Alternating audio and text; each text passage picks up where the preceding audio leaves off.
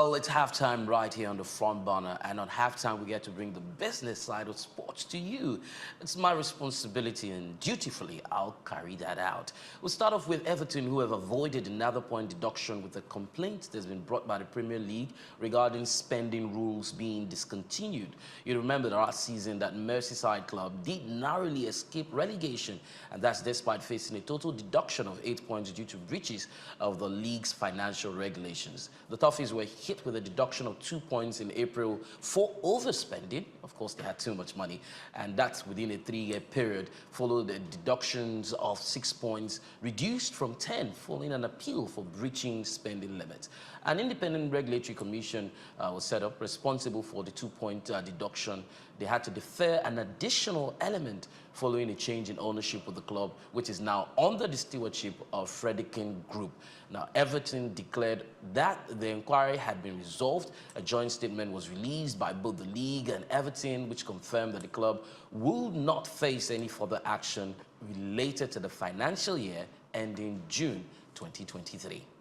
From Everton, we'll move as Walt Disney Company has agreed to merge its Hulu plus live TV streaming services with the online sports focused company called FuboTV Incorporated. Now, they're creating the second biggest digital pay TV provider.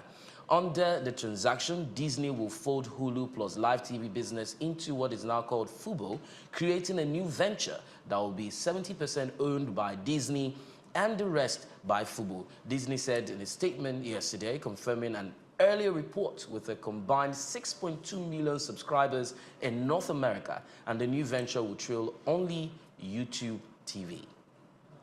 Well, from that, we'll take a look at basketball. The sale of the Boston Celtics will ramp up this week as the first round of bids for the franchise will be submitted by Thursday, which is the 23rd of January. The Celtics are expected to receive at least 4 bids from investment groups vying to purchase the team. And we have John Henry and Fenway Sports Group expected to be in the mix, according to a report. On the other hand, there's also another report that Fenway Sports Group will not be involved in the bidding for the Celtics. I mean, Thursday's around the corner. Rest assured that right here, we'll bring you up to speed with how the bidding goes. Primo, one of the fastest growing golf apparel lines, has partnered with Phil Mickelson and High Flyers GC.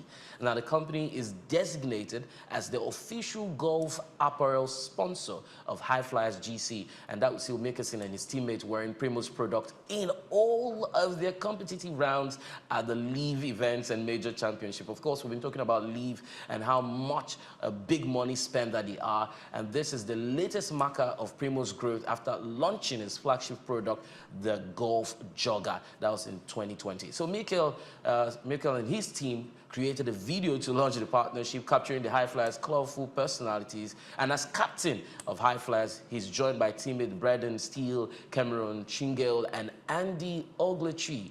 The entire team will be wearing all Primo's product line, and that includes joggers, pants, zippers, and all that. Still keeping with golf, golf has landed a multi-year deal with Fox Sports, and that is, we'll see them part of the Fox family of networks, taking over broadcasting duties for Golf Saudi-backed league, and that's going to start from 2025 and moves beyond this year. So as per the new agreement, the events through the global golf circuit will air across Fox network, and in total, almost all 210 hours of competition will feature across the Fox Sports platform, with all coverage also available on Fox Sports app and to LIV Golf Plus app subscribers. Of course, you know this year's calendar is comprising of 14 tournaments across Europe, Asia, the US, Australia, and even Latin America.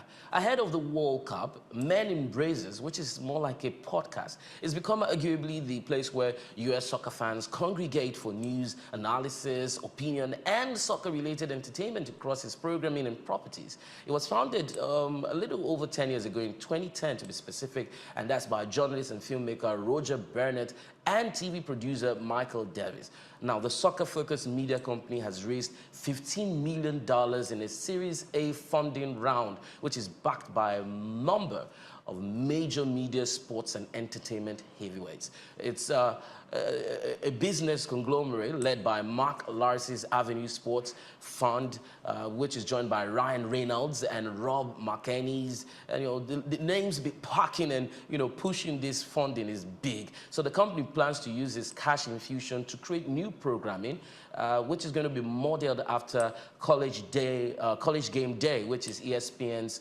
flagship program. And this is in a build-up to the World Cup. We'll see how that pans out for them eventually. And just before we run out of the studio, or I run out of the studio, you can call me we because I and the rest of the crew were plenty. Let me let you know that there's a lot of money in sports, and right here it's my responsibility and duty to bring you up to speed where that money goes, who's talking about it, who's spending it, and who's taking it. My name is Temple Barrah, and I'll be headed back to the control room, but don't worry, I got people right here in the studio, the crew, eclectic personalities who's got you covered.